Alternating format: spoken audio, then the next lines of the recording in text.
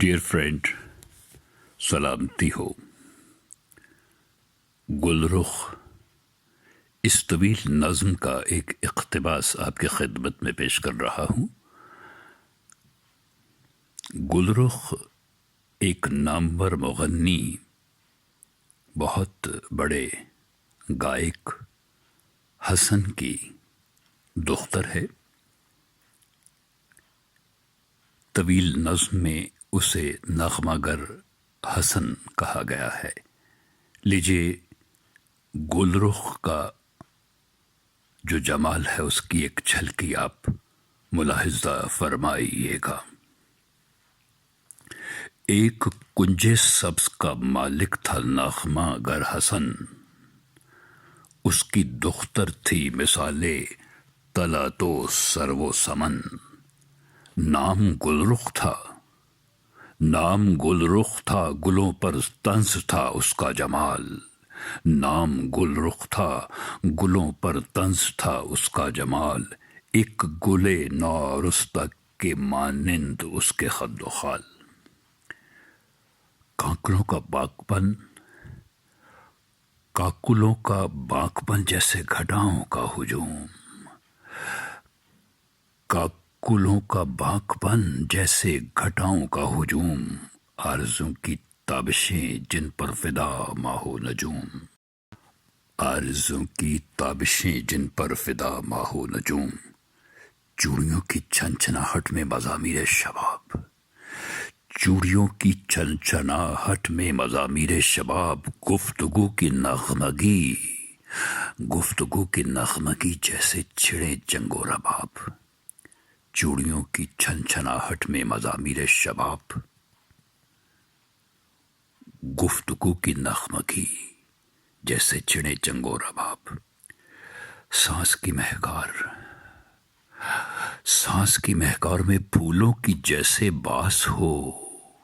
سانس کی مہکار میں پھولوں کی جیسے باس ہو، آنکھ اتنی صاف جیسے ریزہ الماس ہو۔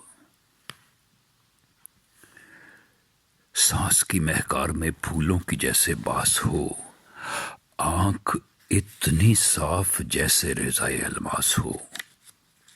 ابروؤں کے خم پہ محراب عبادت کا گماں، اے مریں لب کی بناوٹ جیسے یاقوتی کماں۔ ابروؤں کے خم پہ محراب عبادت کا گماں، اے مریں لب کی بناوٹ جیسے یاقوتی کماں۔ جسم کی رنگت کے جیسے صبح صادق کا ظہور، جسم کی رنگت کے جیسے صبح صادق کا ظہور۔ چال میں سمٹا ہوا باد بہاری کا غرور۔ شوخ گلرخ جب کبھی چشمے پر آتی سیر کو، شوخ گلرخ جب کبھی چشمے پر آتی سیر کو، نخل و گل کہتے جلوس ناز آیا چپ رہو۔ شوخ گلرخ جب کبھی چشمے پر آتی سیر کو، نخل و گل کہتے جلوس ناز آیا چپ رہو۔ جب کبھی بھیڑوں کی جھرمٹ میں ہوا اس کا ورود، سادگی سے من منا کر سب اسے کرتی سجود۔ جب کبھی وہ چاندنی شب میں نکلتی بے حجاب، جب کبھی وہ چاندنی شب میں نکلتی بے نقاب، اجلائے ابر رواں میں سر چھپاتا ماہتاب۔ اس کو لے کر جب نکلتی باغ میں ہم جولیاں،